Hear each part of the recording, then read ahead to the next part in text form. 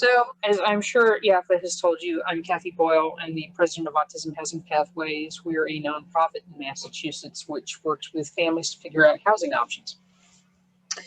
And this is sort of our basic, Housing 101 presentation that talks about how housing interacts with services.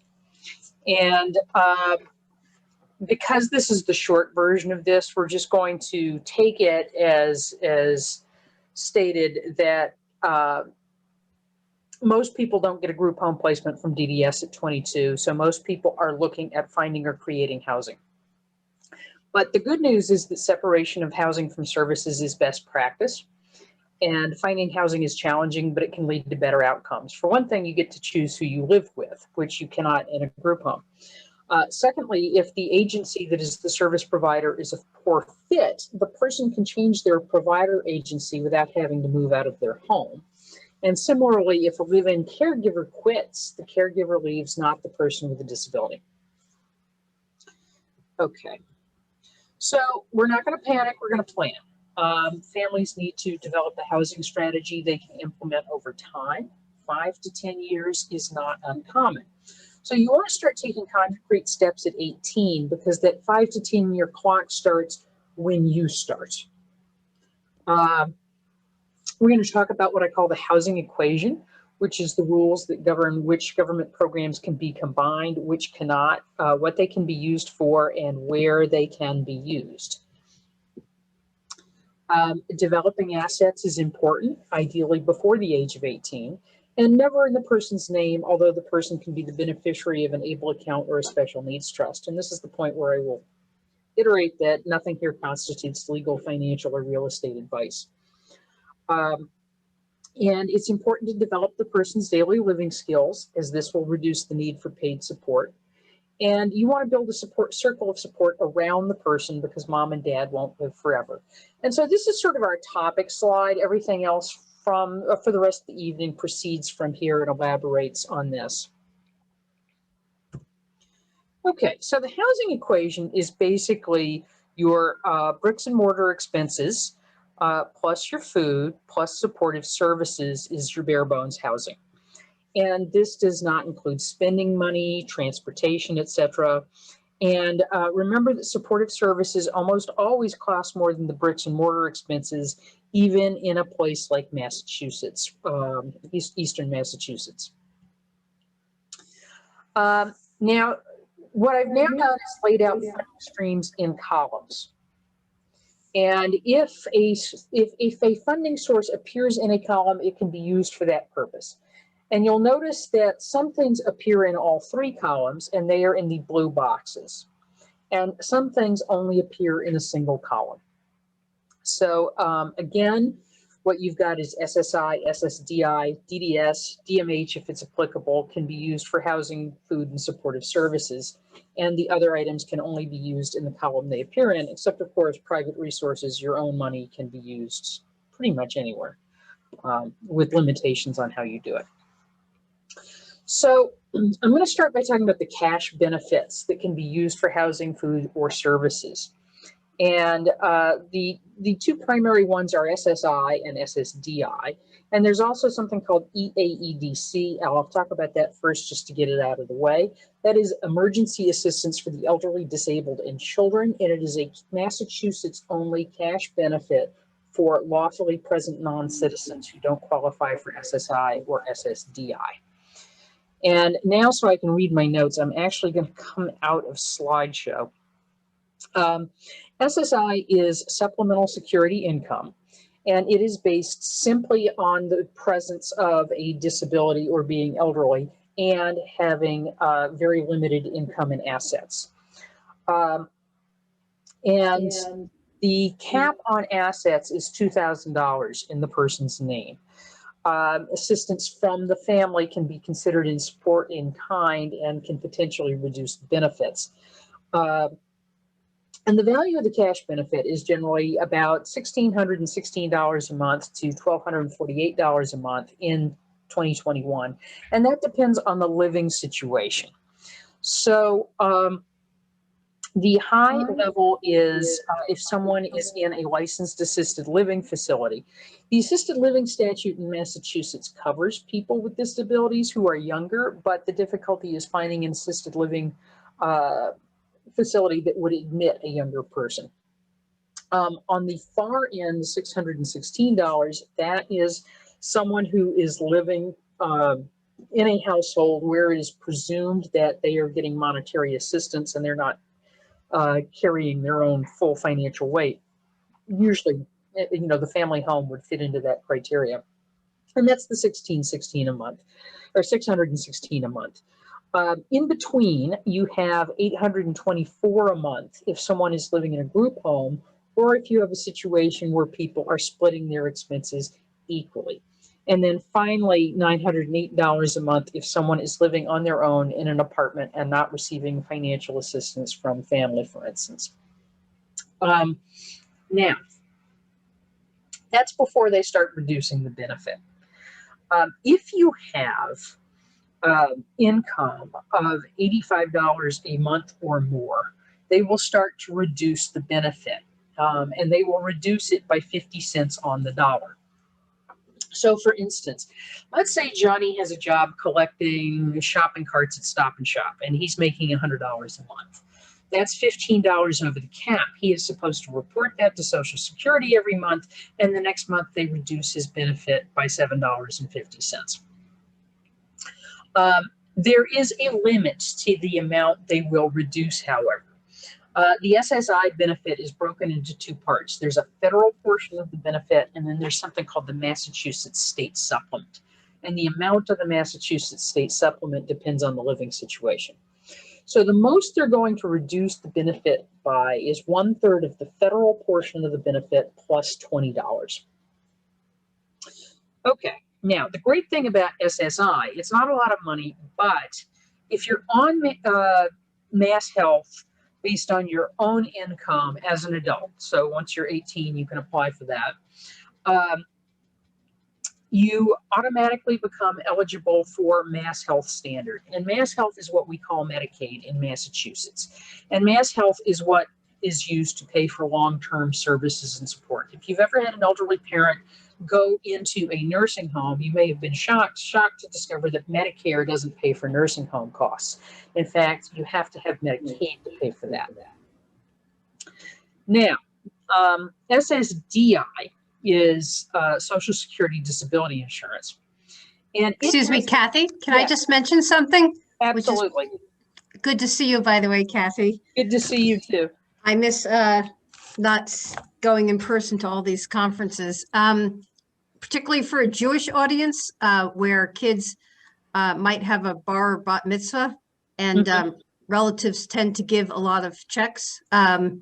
It's important to get those assets out of the child's name before they turn 15, because with a bar mitzvah at age 13 or 14, it's very easy to accumulate very quickly more than $2,000 in that kid's name. So you don't want to get stuck with that 3-year look back to the age of 15. That's a very good point. Thank you for raising that, Carolyn. Sure. And that I'm not going to spend, not being a financial planner and having limited time, I'm not going to spend a lot of time on it, but that's another reason for an ABLE account, for example. If those checks went into an ABLE account rather than into an account in the child's name. Okay, so SSDI is Social Security Disability Insurance, and it is based on somebody's work history. And it could be the work history of the individual or the work history of a parent. And so let's go back to Johnny and his shopping carts. So after Johnny has worked enough Social Security quarters, Johnny may start to get an SSDI check based on his earnings. Or rather on his work history. And it's probably not a very big check because Johnny's not making a whole lot of money. Now, let's say one of Johnny's parents retires. Johnny can move to get SSDI based on that parent's work history. And as far as Social Security is concerned, you are retired when you start to draw your Social Security benefit. So Johnny's now going to start to get a check which is equal to 50% of the parent's retirement check. It does not reduce the parent's retirement check, but the value is equal to 50% of it. And later, by the way, when the parent dies, Johnny's benefit will go up to 75% of what the parent's benefit had been. And Johnny can keep that level of support for the rest of his life, provided that his earned income doesn't go too high. Now, let's say a few years more pass and Johnny's other parent retires and their work history is even stronger. Johnny can switch to moving over the benefit to being based on that parent's work history. And again, it will be 50% of that parent's check, or the value of that parent's check. And after that parent dies, again, it would be just based on that parent. It will go up to 75%. Now, depending on the parent's work history, SSDI is frequently going to pay more than SSI. If it is, if the benefit is less than the SSDI benefits, or sorry, the SSI benefit, Johnny will continue to get a little bit of SSI, just enough to make up the difference. So if, for instance, Johnny's SSI benefit were going to be $900 a month, and he's now getting SSDI of $500 a month, he'll continue to get another $400 a month of SSI. Now, SSDI does not make you eligible for Masshealth standard. After you've been on SSDI for 2 years, it makes you eligible for Medicare. And Medicare is a lovely insurance program, but you can't use it to pay for long-term services and supports. The good news is that if Johnny were already on Masshealth before he starts getting SSDI, you know, as an adult, on SSI and Masshealth as an adult before he starts getting SSDI, they can't take away his Masshealth just because his income went above the Masshealth cutoff because of SSDI. That is a good thing. But what it does mean is if the parent retires prior to that situation where Johnny's getting SSDI, or sorry, where Johnny's getting SSI as an adult and Masshealth as an adult, Johnny's never been on Masshealth standard based on his own income. And they can say he doesn't get Masshealth standard under that situation. The good news is that Johnny can qualify for Common Health. And Common Health is Common Health for adults should be thought about a little bit differently than Common Health for kids, because Common Health for adults is designed to be an insurance program for people who with disabilities who work. And so there's 3 ways to qualify for Common Health.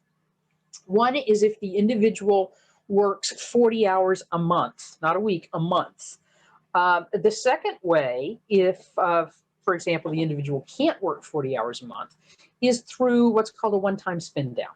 So if the individual can demonstrate medical expenses not covered by insurance in a 6-month period above a certain amount, then Johnny can now get SSDI until he turns 65. I'm sorry, get Common Health until he turns 65. I just want to stop a second and look at a question someone posed about SSI counting his ABLE account as part of his assets. That is, they should not be doing that. Again, I'm not a financial planner, but you need to talk to a financial planner or a lawyer about that. Okay, so the third way to qualify, okay, I'm going to talk about the one-time spend down a little bit more. So you've got this 6-month period. You've got to meet this number. Sometimes this is when people get things done they might not otherwise, that maybe they've been putting off. So the wisdom teeth. My son's insurance didn't cover a certain portion of his wisdom teeth coming out, but that can count towards that. You can count co-pays towards that. You can count insurance premiums towards that. You can count, doctors who don't take insurance towards that. And then finally, the third way to qualify is if the individual is HIV positive and the household income is below 200% of the federal poverty limit. Now, one more thing on the working 40 hours a month. Watch the working hours carefully. You don't want Johnny's hours at Stop and Shop to drop down to 35 hours a month and have him lose his common health. That's not good. Okay. So, and one other thing about SSDI, it does not have the same kind of income and asset limits that SSI has. So, you can give your child money without it impacting his SSDI eligibility. He can have assets without it impacting his SSDI eligibility. The real issue is the hours that your family member works. So if they are consistently earning above $1,300 a month, eventually their SSDI will go away because they are substantially gainfully employed in the eyes of the Social Security Administration. And so that raises a really interesting point. Let's say that your child is working and making $1,200 a month, and they're getting $1,000 a month in SSDI. So they actually have income of $2,200 a month. Now they have an opportunity to start making $1,400 a month, but you honestly don't think they're ever going to get to the point where they can earn $2,200 a month. Think long and hard about, moving up to $1,400 a month, because you could be potentially losing, $800 a month in income there. So that is something to consider. Okay, going on to the next slide. All right, Masshealth must be used for services. You can't use it to pay for housing. You can't use it to pay for food. And Masshealth comes in two flavors. One flavor is what is called a Medicaid waiver, and that pays for long-term services and supports, but there can be caps on the number of people who receive a waiver, and there can be waiting lists. On the other hand, there's also what's called state plan services. And state plan services are an entitlement, which means if you qualify for them, you have to be able to get them, and there can't be a waiting list. And I'm going to focus on three state plan services here. One is AFC, one is personal care attendant, and one is group adult foster care. There are other state plan services, but I am focused on those three because they are the ones that can be used for to support housing.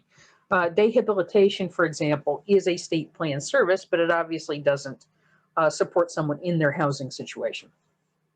So AFC can stand for either adult family care or adult foster care. And it is a program that pays a stipend to a caregiver who lives in the same legal unit as the person with a disability.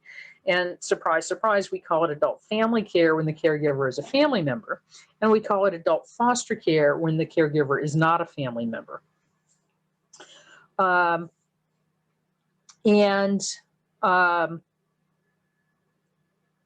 The criteria to qualify for AFC is the individual needs to have needs prompting for at least one activity of daily living for the lower level of AFC, which is about $26 a day. And activities of daily living are things like eating, bathing, dressing, ambulating, transferring in or out of a wheelchair. And when I say eating, I mean eating. I don't mean food preparation. And a prompt is not the same as a reminder. So a reminder is Johnny, go take a shower, and Johnny can do it and do it correctly. A prompt would be turn the water on, get your hair wet, put shampoo in, let's rinse the shampoo out. Those are prompts. And the second level of AFC, level 2, which pays the higher amount, the person has to need physical assistance for 3 ADLs or for 2, and there is also a maladaptive behavior present. Again, the provider can't live in the same legal unit, they can't be a guardian, and you can't, for all practical purposes, combine AFC with food stamps. Now, I just want to pause a minute. Someone asked a question about SSDI and Medicare and Masshealth. The $2,000 asset limit is due to both SSI and Masshealth. Once somebody's SSI goes away and they're only on SSDI, the $2,000 limit is because of the Masshealth asset limit. Okay, now, personal care attendant services, slightly different model. It is based on dividing the week up into 15-minute segments, saying how much assistance does somebody, how many of those segments does somebody need assistance for? And we add those up, and that tells us how many hours a week are allocated in assistance to the person. For PCA, the criteria is that the individual needs physical assistance for 2 ADLs or more. And again, the provider cannot be a guardian. And you can see that it is possible to qualify for both AFC level 2 and for PCA, but you're not allowed to have both at the same time. And so you're going to need to decide in that kind of instance, which one do you want to use? And it's a function of your situation. If the person needs a lot of PCA hours, obviously that's worth more money than AFC level 2. On the other hand, PCA is not designed to provide supervision. It again is based on these 15-minute intervals. Really, PCA was designed thinking about the person who lives on their own, uses a wheelchair, needs assistance at discrete points of the day. If you're talking about somebody who needs a lot of supervision, AFC may be the better bet, even though it may pay less money. And then group adult foster care has the same criteria as AFC, which is at least prompting with at least 1 ADL. But unlike AFC, where the caregiver lives in the unit with the person they are caring for, in group adult foster care, the model is that the caregiver drops in for 1 to 2 hours a day to provide prompting. And there is a limitation on where you can use group adult foster care. So you have to be living in either a licensed assisted living situation or in subsidized housing where the subsidy is attached to the property, not the person. So for instance, what this means, believe it or not, is that if you have a site-based Section 8 voucher, you can use group adult foster care. But if you have a portable Section 8 voucher, you cannot use group adult foster care. And so that's something to think about. Now, one more complication here. Back in 2014, the U.S. Department of Labor decided that a caregiver, whether it's GAFC or AFC or PCA or a foster, any kind of foster care provider, shared living provider, if that service is taking place in the home of the caregiver, it's a charitable act. And this compensation that I've just outlined is considered adequate. But if this service is being provided in property that is controlled by the individual or their family member, then the caregiver has to be paid minimum wage, with the equivalent of minimum wage with time and a half after 40 hours. You can see, looking at AFC, $26 a day for almost constant supervision doesn't come anywhere near minimum wage, much less time and a half after 40 hours. And so we're left with this conundrum where this compensation is considered adequate, if the person with a disability is living in a place that is not under their control. But if they are living in their own place, these other situations, these other calculations apply. People have found ways to work around this by, living with people who are independent contractors. I don't know how well that would pass the smell test when looked at by the Department of Labor, but I do know it has been done. And I think a lot depends on how the lease is written and how the contract is written. Having said that, I'm going to keep going here. One thing to consider, though, is that in AFC, a caregiver is allowed to care for up to 3 people, and the stipends are additive. So if the person is now getting 3 times the stipend, the time the person is a day program doesn't count, the time the people are asleep doesn't count, that you can begin to approach a more rational number that's on par with what the Department of Labor expects. Okay, so I'm going to talk a little bit about portable Section 8, also called tenant-based Section 8, also called mobile Section 8, sometimes called the Housing Choice Voucher Program. These are all the same thing. This is a voucher that moves with the person. And it has to be used for housing. And the way it works is a person rents an apartment in the community. They pay 30% of their income in rent to the landlord, and the balance is paid directly to the landlord by the issuing housing authority with funds from the U.S. Department of Housing and Urban Development. There's a limit on the amount of rent you can pay. With this, you're not going to rent the penthouse at the Mandarin Oriental on Boston Common using this. Now,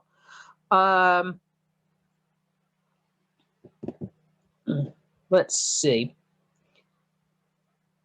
And the value of the voucher is not considered to be income for the purposes of either SSI or Masshealth.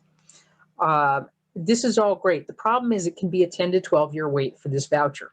And you remember back on the earlier slide where I said it takes 5 to 10 years to create a housing strategy? This is why. Most families are going to need some kind of housing voucher, whether it's Section 8 or another portable voucher or a site-based voucher. Most families are going to need some form of housing subsidy, and they all have very lengthy waiting lists, Section 8 usually the longest of all. You can apply at 18, but not before, because otherwise they're going to consider the income of everyone else in the family. So success in applying for Section 8, is there a direct way to do that? Yes, and we're going to talk about that in just a minute. Did you see Adam had a question? Can the landlord be a family member? Yes, with a caveat, and I'm going to get to that in just a second too. Okay, once you get the voucher, under federal law, they have to give you at least 60 days to find a place to use it. Some housing authorities will automatically give you 90 or 120, but under federal law, they have to give you at least 60. And you can usually get an extension for a person with a disability, although it's not open-ended. I mean, generally, somewhere between 6 and 12 months, you've got to find a way to use it, or they will take it away. A person with a disability can receive a 2-bedroom voucher if they need an aide to live with them, but the aide cannot be what HUD calls a natural part of the household. So not mom, dad, brother, or sister, but a cousin who wasn't already living with you might be okay, for example. Having a family member be the landlord can also be permitted as a reasonable accommodation for disability, but the person renting has to be in a legal separate unit. So I want to look at those 2 bullet points. Those are both reasonable accommodations for disability. You have to request those accommodations from the housing authority. You have to have documentation to back it up from a healthcare professional. And a diagnosis alone is not sufficient. And in fact, they're not allowed to ask you what the diagnosis is, because that violates the Fair Housing Act.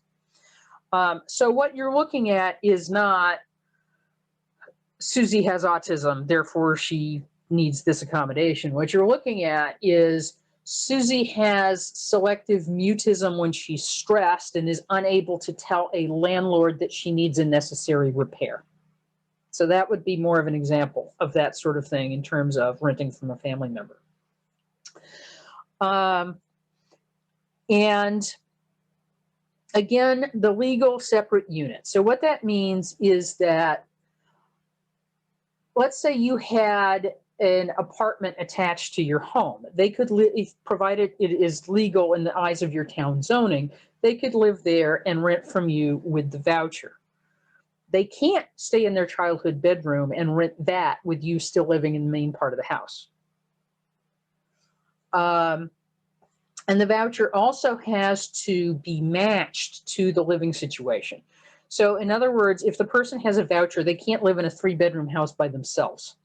They're going to have to live in a 1-bedroom unit or a studio, or they're going to have roommates who each pay their share of the rent. All right. Now, we have a website called 18 Section 8, which I'm going to take a closer look at in just a minute. And that website is a separate website from our main website, autismhousingpathways.org. 18 Section 8 is designed just to walk you through the process of applying for Section 8. And so to go back to the question of applying for Section 8, we literally have step-by-step directions with pictures. I'd say about 90% of people are able to get through the application process following those directions. If you need additional assistance, you can contact me. We do offer that as a service, although if it's not through one of our institutional members, generally we do charge for it. Yes, your son with a disability could use a voucher to live in a separate apartment owned by his parents, but again, you're going to have to get that reasonable accommodation for disability approved. Okay. Oh, thanks, Yachad. You can also help with the Section 8 application process. Now, a quick comment on project-based Section 8. Everything we've talked about up until now is the portable Section 8 voucher that moves with the person. Project-based Section 8 is a Section 8 voucher that is attached to a specific address. So rather than, it's a different voucher and it's a different application process. So rather than applying for a Section 8 portable voucher, you are, for example, applying to live in a Section 8 apartment at 500 Main Street. And if you get that, you have that voucher while you're living at 500 Main Street. But if you move out of 500 Main Street, you lose it, with a possible exception. And that is, if you've lived in project-based Section 8 for 12 months, you can request the housing authority to convert your project-based voucher to a portable voucher. And what they will do when you make that request is they will timestamp it. So you are now in line just with other people who have made the same request, who've been in project-based Section 8 for at least a year. It moves you ahead of people on the portable list who are not living in project-based Section 8, provided that the housing authority has the leeway in their administrative plan at that moment to utilize that provision, which does not always immediately happen. So for example, I had 2 clients who had been living in Section 8, project-based Section 8 for a year. They both made this request. The housing authority said, we can't do it right now. 9 months later, they said, we can convert vouchers right now, and boom, you've got vouchers. Okay, so I just want to go over this next slide, and then I'm going to go into more detail on 18 Section 8. Section 8 is not the only show in town, whether it's project-based or portable. There's also the Massachusetts Rental Voucher Program, which operates a lot like Section 8 in that it has both a project-based component and there's also a portable component. But it's funded by the Massachusetts Department of Housing and Community Development, and you can't take it out of the state. Whereas Section 8, you can take out of state after 12 months. The Alternative Housing Voucher Program is a portable voucher just for people with disabilities, 22 to 59. And you can use it to rent a one-bedroom apartment. State elderly housing reserves 13.5% of its units for people 22 to 59 with disabilities. Federal elderly housing sometimes reserves units for younger people with disabilities, and sometimes it does not. It's on a site-by-site basis. There's also project-based family housing, whether it is state-funded or federally funded. Your family member can count as a family of one. If they need a live-in aid, they are still called a family of one or a household of one because the aid is not considered part of the household. So that would be a household of one that requires a 2-bedroom unit, for example. There's also something called private affordable housing, which is generally that's large multifamily apartment buildings run by developers who have received tax credits. And in return, they have to set aside units at different price points for people at lower incomes.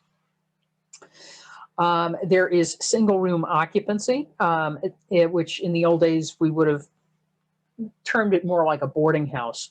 The classic example is renting a room at the YMCA. There is affordable assisted living. Again, the real challenge is finding an assisted living facility that will take a younger person with a disability. And then rest homes, again, some rest homes will admit people as young as 50 with a disability. It's only really affordable if the person's only income is SSI or EAEDC. But occasionally this comes up if you've got an individual where the parents are no longer on the scene and a sibling is trying to figure out what to do and the person age qualifies. In that instance, it's funded through the Department of Public Health, I believe. And basically the person pays, they keep $72 a month from their SSI check, and the balance is paid to the rest home, I believe, by DPH. I could be wrong on that, but I think it's DPH. Okay, now you can see there are a whole lot of options here. So I'm going to come out here for a second and take a look at this website, 18 section 8.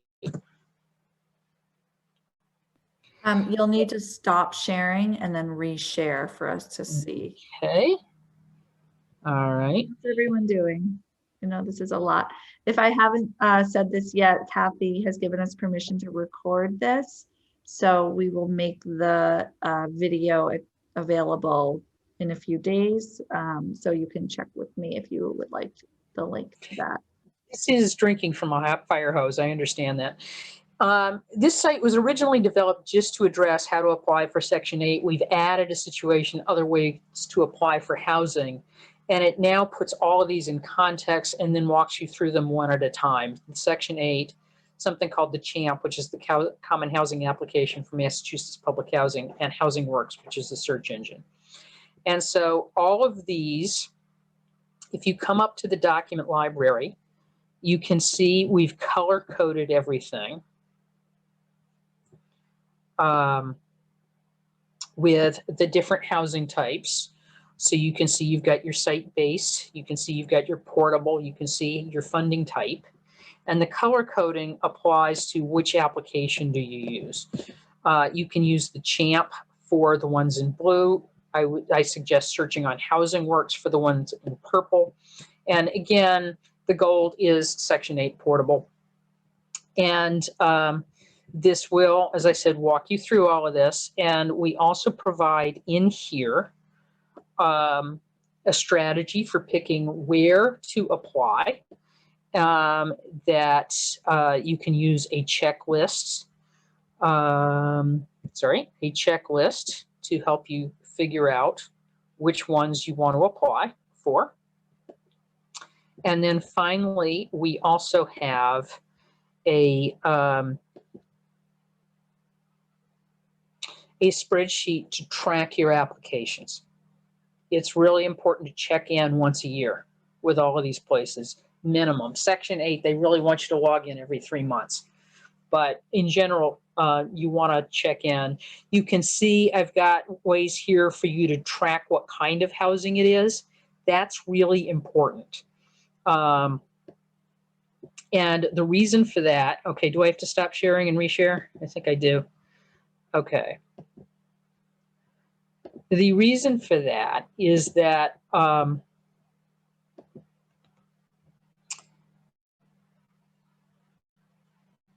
think of housing authorities as a fast food restaurant.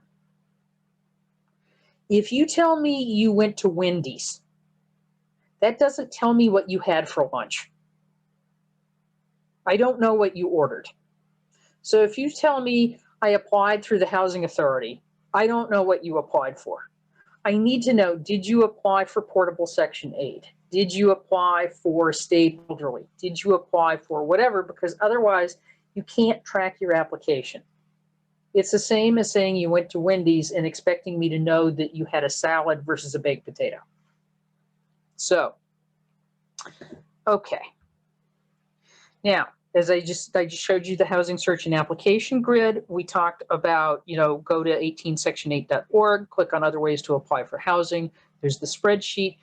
There is also there are sample completed applications in the document library as well. Okay. Now, Cathy, there's a question. We've applied through the local housing authority, but they only have 13% of disability units. We haven't been able to get onto CHAMP. Is the Section 8 a separate process? Okay. The local housing authority, 13.5% of elderly units reserved for people with disabilities, is part of the CHAMP.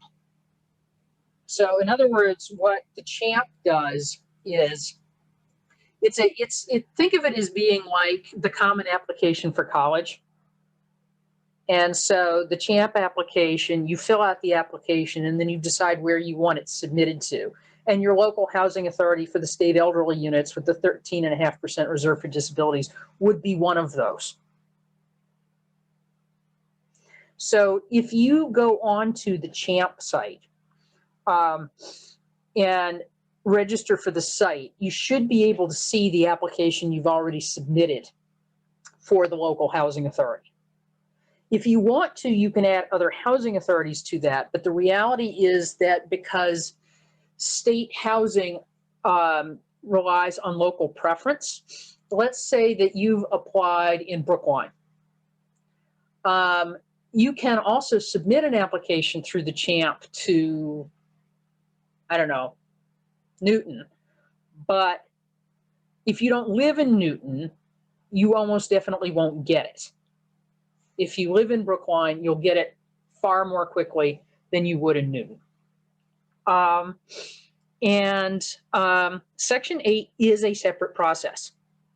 Section 8 is a federal application, whereas the CHAMP and the local housing authority site-based housing for disability is probably site-based. Some housing authorities do have elderly housing with units reserved for younger people with disabilities that is federally funded, but the fact that you're telling me that it's the 13.5% tells me that it's the state funded. And again, Section 8 is a different process. Does that answer your question?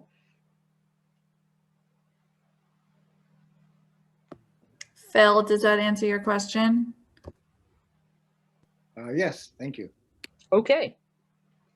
All right, coming back to the funding stream page for just a second, I just want to quickly comment on energy and utility assistance. If the utility bill is in the name of the person with a disability, there can be some assistance there, but usually our folks make so little money that it doesn't, it's not really practical to get the utility assistance that way. I will say I've seen somebody with a Section 8 voucher that's paying their rent. DDS has agreed to pay for their electricity and Comcast bill out of their self-direction fundings. funding. So that's worth checking with DDS about. There is also eligibility for a free cell phone. There are a number of companies that do it, but SafeLink is the one that advertises a lot around here. You get, I think it's like 200 minutes. You get a phone and about 200 minutes a month. Food stamps, SNAP. I've seen people get 195 a month in SNAP, and I've seen people get 16 a month in SNAP. It depends on how much their net income is. For calculation purposes, you might roughly guesstimate maybe $100 a month if somebody's not working a lot of hours. So the example is, I knew somebody who was working for minimum wage, 35 hours a week, they're getting 16 bucks a month. On the other hand, my son, who has absolutely no income other than SSI, gets 195.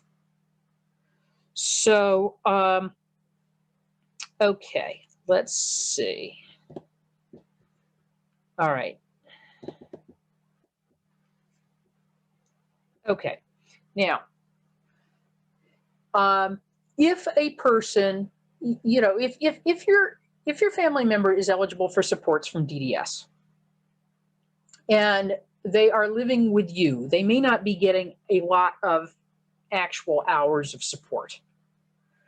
But if they have their own place that they move into, DDS is going to recalculate the amount of support they need to be able to be successful in that setting. And while you cannot nudge DDS into moving somebody up the line simply by providing property, on the other hand, if an individual receives a voucher, DDS is not in a great hurry to have somebody give up a voucher. So that can sometimes sort of nudge things forward in terms of increasing the number of hours of support, or in terms of the ability to get shared living through DDS. All right, that's okay. Okay, so ways to acquire property. You could convert a basement or a garage, but be aware of zoning. You could add on an accessory apartment, but be aware of zoning. Sometimes people have all of their equity tied up in their own home, and so it's really hard for them to implement a housing strategy for their kid until they do their own downsizing. And so examples of that might be selling the house and buying 2 condos.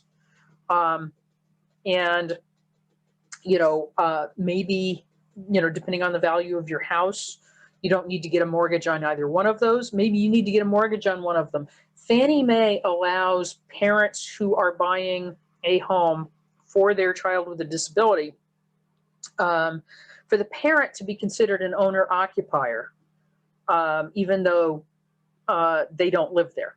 And so that allows you to do a 5% down mortgage, or a 5% down payment, and get owner-occupier interest rates on the mortgage.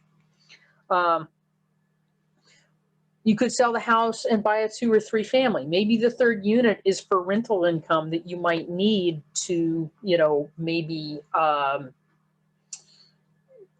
pay extra to an AFC caregiver to meet the criteria of the Department of Labor, for example. Maybe 2 families buy the 3 family together. Let's see. The person can, if their income is high enough to qualify for a mortgage and or a first-time home buyer lottery. I've seen that happen. You could buy a condo or a house either alone or with other families. No, my son does not live with me. He lives in a DDS licensed group home. But having said that, provided that your family member is over the age of 22, they can establish their own food stamp household within your home, but they just have to buy and prepare their food substantially separately. I tend to encourage people to pursue that once their child is 22, because it gets them into the habit of shopping and cooking. Because ideally what you want When they get their own place, you want them to be generalizing skills to a new setting rather than learning the skills in a new setting, because there's too much going on for them to be successful that way. Okay, some possible strategies. Liam applies for an apartment in state senior housing and gets in after 3 years. He uses group adult foster care to pay for 2 hours a day of drop-in services. Anna gets a fixed amount from her parents each month, which she combines with her own funds to get an apartment in private affordable housing. Would that affect Anna's SSI if she's on SSI? Absolutely it would. But if Anna's on SSDI, it wouldn't. And again, I'm not a financial planner, but it is quite possible that if that were coming through an ABLE account, it might not, but I'm not going to say that for sure. You need to check with a financial planner on that. Okay, Raj gets on the Section 8 waiting list at 18, waits 10 years for a voucher. When Raj gets his voucher, his family uses a 0% interest deferred payment loan from the Home Modification Loan Program, combined with a home equity loan to convert the garage to an apartment, and Raj uses individual support hours from DDS. Ben gets on the Section 8 waiting list at 18 and waits 10 years for a voucher. While waiting, his mother is his AFC provider and his father is his guardian. Mom saves some of the AFC stipend for 10 years, acquiring money for a security deposit, furniture, and appliances. When he gets his voucher, he moves into an apartment with 2 friends who also receive AFC, and an AFC provider moves in with Ben and his friends. Note that I just mentioned security deposit. Section 8 does not pay the security deposit. And the security deposit is calculated on the market rent, not on what you're paying. So this is why I've seen people have to do a GoFundMe because they just got their Section 8 voucher because they need last month rent and security deposit. So suddenly they've got to raise $2,400 in a very short period of time, even though they have this voucher. To the best of my knowledge, yes, the Commonwealth still requires the guardian and the AFC provider to be different. Okay, Sue gets on the Section 8 waiting list at 18, waits 10 years for a voucher. While waiting, her mother is her AFC provider, her father is the guardian. Mom saves the AFC stipend for 10 years, acquiring $90,000 to use as a down payment. When she gets her voucher, her parents buy a condo, possibly using the Fannie Mae, and she uses the voucher to pay them rent. The parents use the rent to pay the mortgage. Quick note there, you can use the Section 8 income to pay the mortgage, but you can't qualify for the mortgage on the expectation that you're going to have rental income. Okay, an AFC provider moves in with Sue, and potentially Sue's parents retire. Sue moves on to SSDI, and her income goes up. All right, for the sake of time, I'm going to largely skip this slide and simply say that, you know, in general, no assets in the individual's name. There are 3 exceptions in which the individual doesn't actually, it's not their money, but it is saved in a special situation for their benefit. One of those is an ABLE account, which is like a 529 college savings account. One is a special needs trust. And the third is an individual development account. And the individual development account is, most people don't qualify for it. The person has to be employed, even part-time. The home can't be owned, and the household income is less than 200% of the federal poverty limit, and that includes everyone in the house. But what the IDA does is it allows a person to save for, I think, 3 years and get matching funds. Special needs trusts, there are 2 kinds: third party, funded with money other than that of the person, and self-funded, funded by the person. Some financial planners will tell, you know, for some people, again, I'm not a financial planner, but some people need an ABLE account, some people need a special needs trust, some people need both. They can do different things, which is why they are not mutually exclusive. For one thing, with a special needs trust, you can't, if you use it to pay rent, it's going to affect your government benefits. On the other hand, with an ABLE account, if you're careful, you can use it to pay rent without affecting benefits. You have to withdraw the money in the same calendar month you're going to use it to pay rent. So you can't pull it out on May 28th and pay the rent on June 1st. You've got to pull it out on May 27th and pay the rent on May 31st, for example. Okay, financial planners will also often talk about something called second to die life insurance. So maybe the first parent dies, that money goes to the second parent. When the second parent dies, that funds the special needs trust. And the reason they do that is because once you put money into a special needs trust, it has to start paying taxes and filing tax returns every year. And it's the rate on those accounts is very high. So a lot of the time people will create them as a legal instrument, but not actually put any money into them until later. Okay, skills. Certainly where autism is concerned, probably 40 to 45% of people with autism have too many skills to qualify for AFC or PCA, but not enough skills to live independently. And that means that any assistance that they need is going to be coming out of your pocket. So the more skills they have, the less it's going to cost you. A quick comment, it's got nothing to do with the food stamps for your 23-year-old. It's got nothing to do with your income, it's her income, provided she's buying and paying for this, preparing the food substantially separately. So how can you maximize skill development so that it minimizes costs when they're living on their own? First, a quick note, research that came out in 2015 found that adaptive living skills is the single most important predictor of success for adults with autism. And they defined success as being employed and being content. And so it was that ability to take a shower, get dressed, get on the bus. I love this thing called the Adolescent Autonomy Checklist. It is a 5 or 6 page checklist. It's an older tool, so it does have things on it like use a payphone, but just ignore that. And I like to modify it slightly. Actually, let's take a look at this. I know it means I'm going to have to stop sharing and start sharing again, but let's just take a quick look.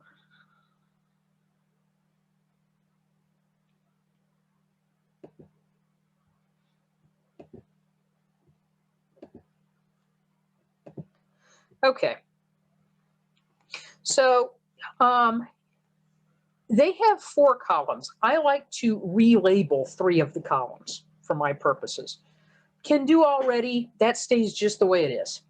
I like to change needs practice to is able to learn how to do. I like to change plan to start to will always need some help with, and accomplished, I like to change that to will never be able to do. So for example, under will always need some help with, using visual supports, my son can do some basic cooking with staff assistance, but he always is going to need that level of assistance. Over here, he's never going to be able to drive. So what your goal is basically is to say, I need to get as many things out of is able to learn how into the column knows how to.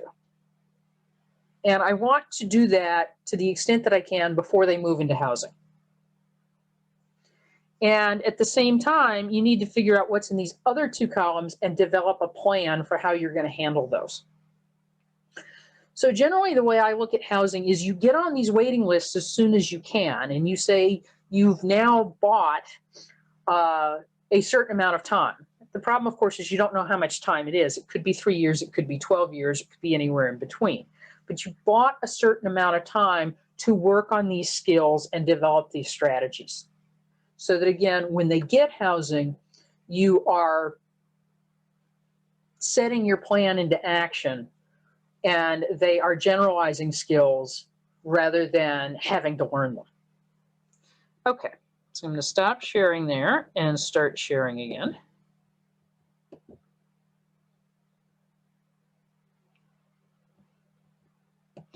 Okay, the checklist is at this URL, and yeah, I already sent you a copy of the PowerPoint, so if you want to get it to people, they should be able to click directly from it. We also have some resources on our website. We've got a YouTube channel, AHP Housing, with a life skills library that has things on it like video directions for doing laundry, doing some basic cooking, plunging a toilet. We have a free course on Teachable that is aimed at people who can read at least the 8th grade reading level. It's a 12 to 15 hour free course on the skills they need to get an apartment and maintain their tenancy.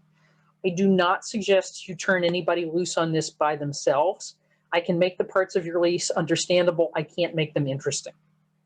So generally, I would say with that course, what you want to do is say they're going to do it with somebody, a teacher, a buddy, a parent, whomever, maybe a unit a week over, 9 months. And because I developed that in 2017, and since then, the state has moved from what was once called the DHCD Universal Application for Housing to the CHAMP application. If you see any reference to the DHCD Universal Application in there, substitute the CHAMP application for it. We also have some other links on our website. And if you're not familiar with the Centers for Independent Living, there are 15 of them around the state, and they can, help your family member by assigning a mentor, working on teaching discrete skills. And,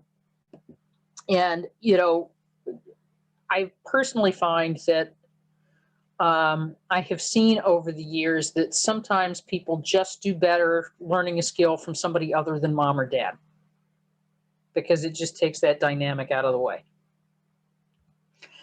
Okay, housing strategies should reflect the vision, and person-centered planning is a method for your family member to plan a future based on their vision, and it relies on circles of support to carry out plans. Conversely, the letter of intent is the statement of the parents or guardian, and that has nitty-gritty information like doctors, medications, medical history, location of life insurance policies, etc.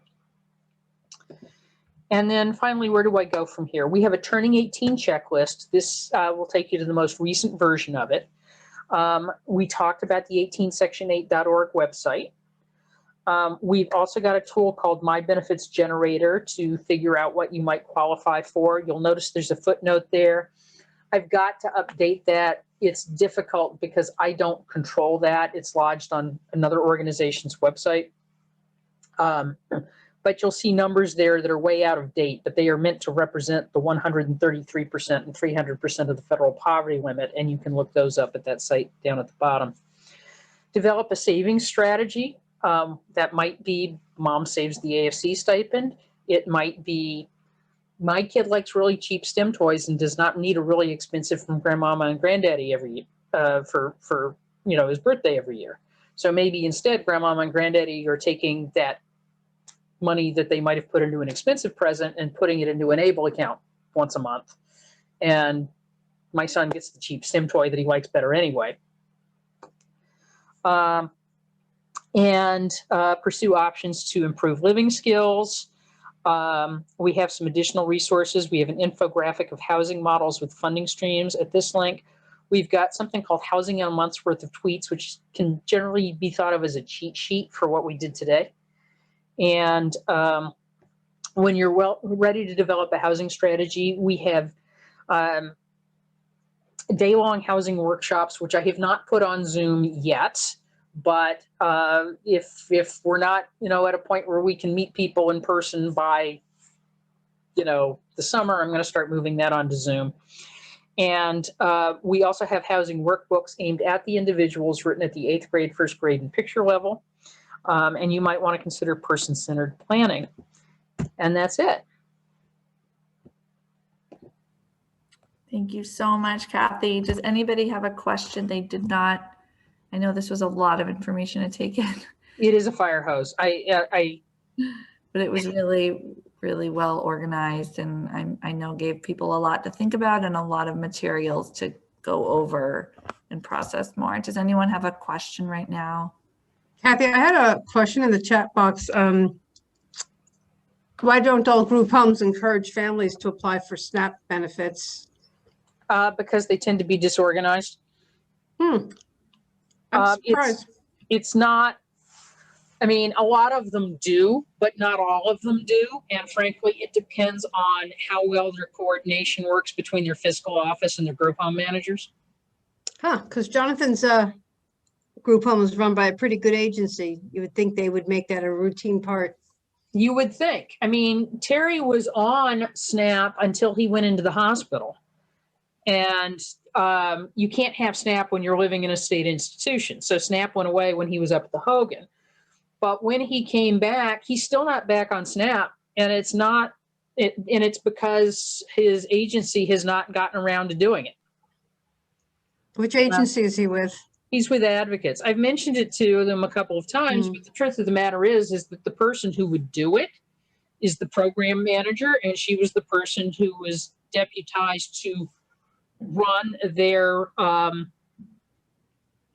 locations where they took people with COVID out of group homes and put them into COVID positive site. And so she's kind of been up to her neck in alligators, and, you know, getting Terry SNAP was not exactly high on our list. So, but there's no incentive for the group homes to encourage families to apply for Section 8 housing, because if they do get funding, that'll get deducted anyhow. No, it usually doesn't fully get deducted, and many of them do encourage families to do it. It's the same thing as with SNAP. How organized are they? Because DDS tends to claw the funding back, but not all of it. So there actually is some financial incentive, you know, and when I talk to agencies, they do tend to say, oh, yes, you should apply. It's not like it's a lot of money, but because in a group home setting, Terry's Section 8 check is about $320 a month. But honestly, if you multiply that across 4 residents, you're talking $1,300 a month, and that starts to look like real money. It pays the water bill. It pays the cable bill. Oh my gosh, the cable bill. Every guy in that house has got cable in their bedroom, and there's broadband. And I think the Comcast bill in that house is something like $300 and some odd a month. So yes, it makes sense for agencies to do it.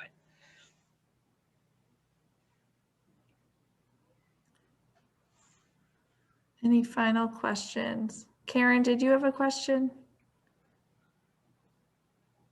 Your face looked inquisitive. No, I was typing. No, even though we live in Rhode Island, a lot of the things pertain here too. It's just a very overwhelming. We were thinking about maybe finishing our attic over our garage into an apartment, but for Rachel. But I don't know. It's all very confusing. But I would just like to share that my attitude about housing is that you eat the elephant one bite at a time, but you need to start eating now. Yeah. Okay. Because I meet with families when suddenly they're in their 80s and their child is in their 50s, and it's dawned on them they're not going to live forever.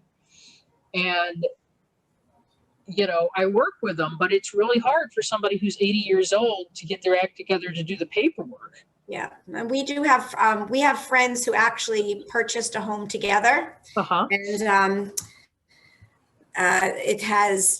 it's a 3-story house, and it's a duplex.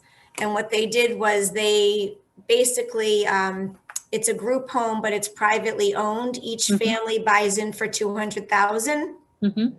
And so I think there are four boys who there now. 4 boys, 2 girls. And 2 girls. The boys live on the 3rd floor.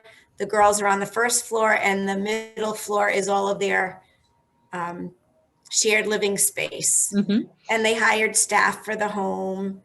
There's a lot of rules. You know, Yeah. we were thinking about looking at it for Rachel, and you know, the rules are not everyone agrees with them, so it's a very difficult situation. And they don't And that's what I would say. I mean, my husband and I own my son's group home with another family. Mhm. And when you do something like that, it's really important that everybody involved is willing to be flexible. Right. It's also really important that not only do the families get along, the individuals get along, and vice versa. Right. And they did it, you know, they have a psychologist who comes in. If there's any issues, they talk once a week. Right. They have staff that deal with things, but they don't have an overnight staff. And I Right. would feel very uncomfortable if my daughter were in a home without an overnight staff. Yeah. God forbid something happens. So, and we're looking into options like that. And Rachel's 28. So, we're thinking. Yep. You know, again, you She's know, also really spoiled, and she doesn't want to live in a little Section 8 apartment like her friend. and that's, you know, She wants sometimes to live in a mansion. sometimes we're all guilty of making our kids too comfortable. But you know, my husband said to me at one point, he's like, "What is it with this generation? We were all so eager to get out of our parents' house." I know.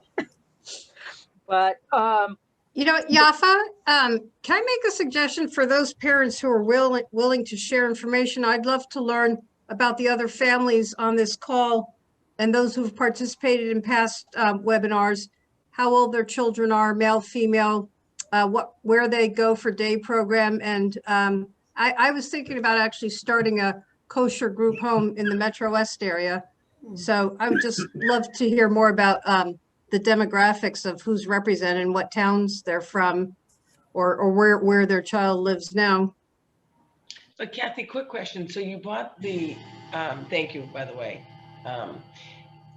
You bought the house with another family. So then what happens if the dynamics change and all of a sudden the kids, the adults, I call them the kids, don't decide they just don't like each other anymore, or the parents it's really change. problematic. It's, you know, this is like, well, there's two things here. Because we bought it and it's a DDoS licensed group home, but there are only two families who own it. The other residents are placed by DDS. And we have had some severe problems with mismatch between our two guys and some of the other people placed by DDS. Eventually, people have moved out, but it's taken several years and things have gotten kind of ugly. But in terms of the actual ownership piece, I would say, you know, twofold. One is, in our case, we were very fortunate in that our guys had been in the same residential school together on the same unit for 5 years. So they had kind of already worked out all their beefs. But the legal documents for this thing, it's kind of like a prenup. You've got to plan while everybody is still friends what the exit strategy looks like so that it's all laid out if it blows up in your face. Right, right. Because I was talking to someone who actually started a whole like community down the Cape. Right. There were two people, I think, two different families. And the only thing they had to bring in an agency to run it. Mm-hmm. That was not an option. It was absolutely had to. And they were guaranteed that their son or daughter, they could live there. But that was even like a discussion. Sure. And then the people they brought in, they couldn't guarantee. So right. It can get pretty ugly. It can get quite ugly. So again, I would say flexibility. A lot depends on what the house looks like. One advantage we had in terms of buying the house was we knew it had to meet DDS's criteria in terms of layout and dimensions and so forth and so on. But so we knew it had to meet that, but there were also things that we felt were very important that we looked for that DDS doesn't normally look for. And so one of the things we were looking for was really big bedrooms, because DDS historically thinks, oh, the bedrooms don't need to be that big. We want people to spend time together in the common rooms. We were talking about guys with autism with extreme behaviors. What we needed was place for them to isolate that were reasonably large. And we wanted multiple common rooms so that people could separate. So if you had 4 residents in the house, you want to make sure there's a living room, a family room, a sunroom, a TV room, so people can go each to their corner, as it were, without, getting on top of each other too much. So And doesn't it get scary when it comes to, so you bring in DDS and you hire Bill and he's the best guy ever and he's taking such good care, and then he decides to go do something else, and now you have Scott, and Scott could potentially not be as nice. Right. And that's the biggest stress for me, is you don't know what goes on behind the closed door. Okay, what I would say to you is this. I've seen horrible things happen in group homes. I've seen horrible things happen in shared living. I've seen horrible things happen when my father was elderly and we bought a place for him, and the caregiver my mother had personally handpicked turned out to be quite different after my mother died. So the location per se is no guarantee that things will be good or that they will be bad. Similarly, I don't care how good the person is, they're probably not staying forever. So change comes with all of this. And so it's important to have 2 things. One is those circles of support are really, really important, because you don't want only people who are paid keeping an eye on things. You need people to keep an eye on things who care about the person as a person and aren't paid. You don't want to put the full burden of care on them, but you want them there to keep an eye on things. Secondly, you can't let the perfect be the enemy of the good. What I see a lot of time is people delay because they're looking for a unicorn. There are no unicorns out there. I look at it as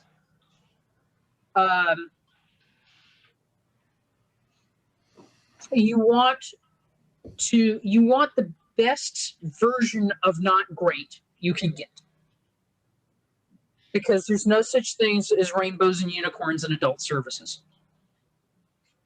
You want the best version of not perfect. This is going to sound a little odd, but there was a guy my husband knew in grad school, and his dating strategy was what he called go ugly early.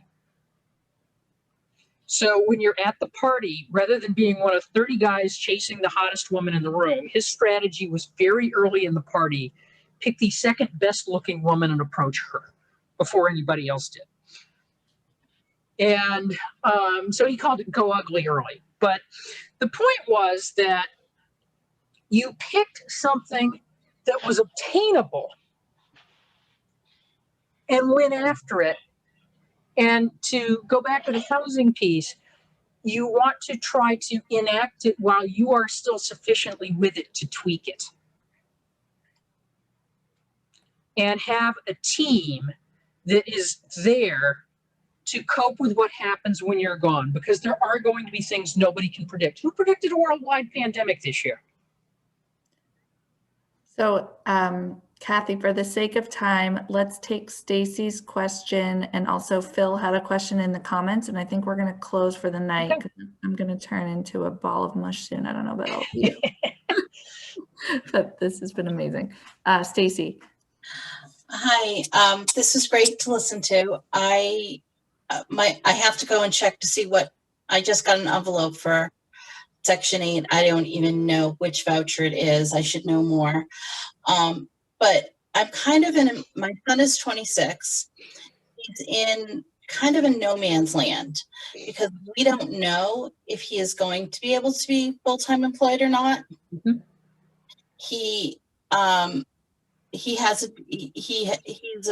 He's 26. We're in the process of getting SSDI approved.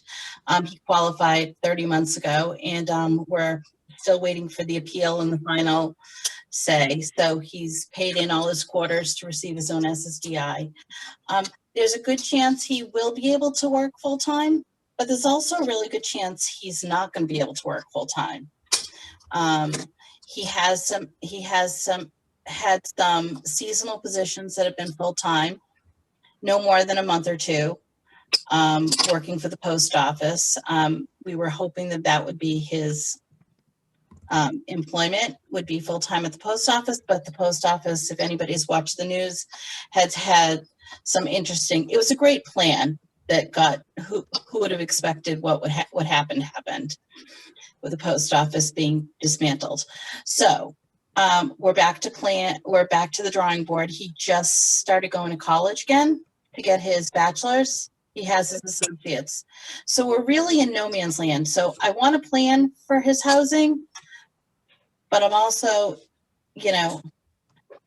So item one, I just put something in the comments that said, been a plan or project impact can advise you on maximizing Social Security benefits while working. And I'm doing that. He has a past plan, so he bought he bought a car out of his past plan. His past plan is paying for all of his car payments and all of his expenses to do with the car. So we have been able to maximize his benefits. I'm pretty savvy with a lot of that stuff. Right. Based on my own personal career. To come back to your other piece about the college and the housing, the thing about housing waiting lists is get on them, because if you get to the top of the list and you don't need it, all you have to do is say no thank you. But if you get 5-10 years down the road, you go, oh gosh, we really need housing because he's not making enough money to afford it on his own.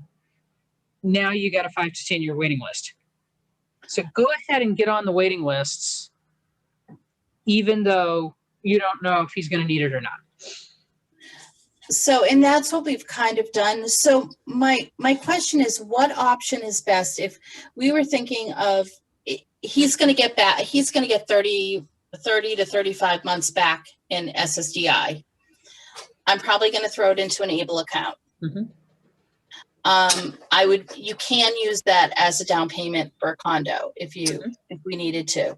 So my question is, who would be the best person to help us figure out this plan? Because you know, in theory, maybe we could do the Section 8 voucher and apply it, and we could be the landlord. Who would be the best person to help us, and what plan would be the best one we should be applying for? Okay.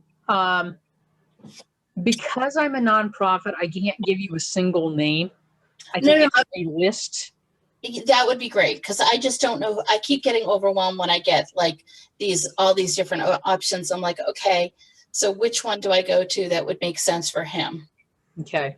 I can send you the referral list that I give to people that includes financial planners, lawyers, etc.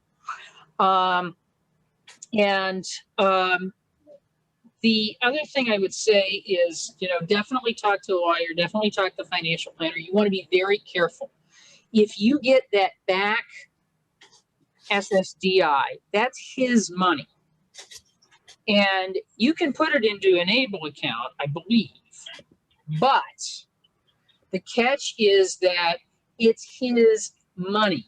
If you use that to buy a condo, that condo's in his name, and now he can't use Section 8 to pay for it. Okay, I see. Okay. Yep. Okay. Okay, so Phil in the chat said young adult needs minimal assistance, SSDI, but not DDS, working with JFN. Is it JFNCS or JCFS? Yeah, I'm assuming it's JFNCS. Yeah, To correct. look into FCFS housing, $2,500 a month. Have you heard how long do folks stay in the situation, or can they transition out? I think people tend to stay in the JF and CS housing for anywhere from 2 to 4 years, I think. And I think that's in some of their housing. I think they've also got some apartments they control that people can stay in indefinitely. But I think the 20, it depends on which one, and they could answer that better than I could. But I certainly know people who are in JF and CS housing for maybe 2 to 4 years, and then moved into a new apartment on their own, or with a roommate. I've also seen people who did fine in the JF and CS housing, but when they moved into the apartment on their own, they did not do as well. And I'm not saying that that is your young adult. I'm just saying that I've seen it go both ways. And sometimes people just need that transitional skill development, and then they're fine on their own. Some people need a much higher level of support on an ongoing basis. One thing people sometimes use for that is AANE has something called LifeNet, which is more intense than their Life Map. Their Life Map is life coaching, but LifeNet is much more intensive. All right. I think on that note, we are going to end for tonight. Cathy, thank you so much. This was a lot of information, and thank you. Yes, so Cathy clearly has a ton of expertise here. I'm happy to meet with families to help you guys figure out some direction, but I would definitely recommend somebody like Cathy, or Cathy, if you see individuals, I'm sure that would Yeah, we do. Very helpful to families. All right, everybody, have a wonderful night. Thank you, Carolyn. Good to see you again. Thank you very Mark much. your calendars Thank for you. March to see you, 3rd will Cathy. be our next meeting, and I'll send out an email with what the topic is. Thank you. Everybody, have a good night. Thanks. Night. Cathy.